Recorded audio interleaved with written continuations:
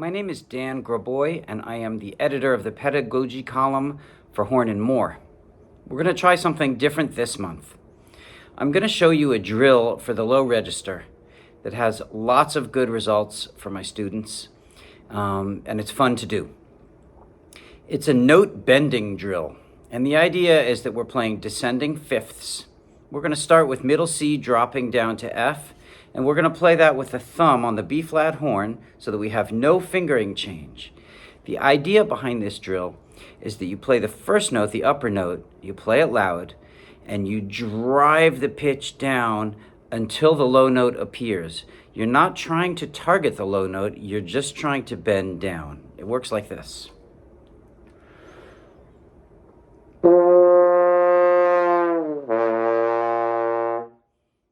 When that low note shows up, you know you've reached it in an organic way from the upper note. We're trying to connect the middle register down to the low register. So when we work down from there, if we keep the thumb down for the B flat horn, now using the second valve, we can play B down to E.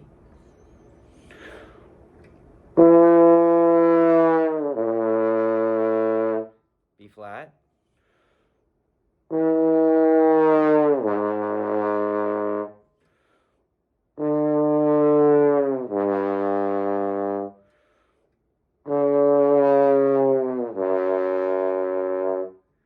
At this point, I'm able to now switch to the F horn because I can play G down to C without a fingering change.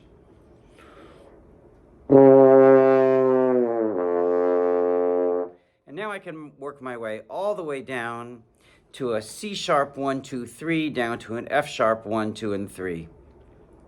At that point, now we're moving to low C, and we'll need a fingering change to go from C down to low F. So we bend the C, and when we're at the F, we throw the thumb like this.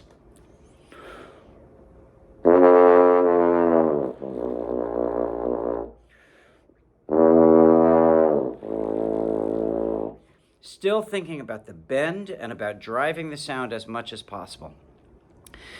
If I don't think about the bend, if instead I target the lower note, I'll go back to my original C to F.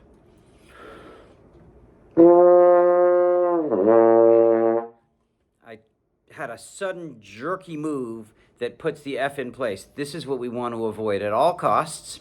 Instead,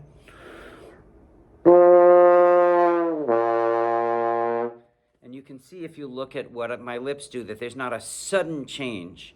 There's just a slow drop into the F. This exercise, if done loudly, will really build your low register, but it'll place it always, every low note, in the context of a higher note. Again, the basic principles. We want to do this loud. We don't want to do this. And then try to bend down. It has to be driven.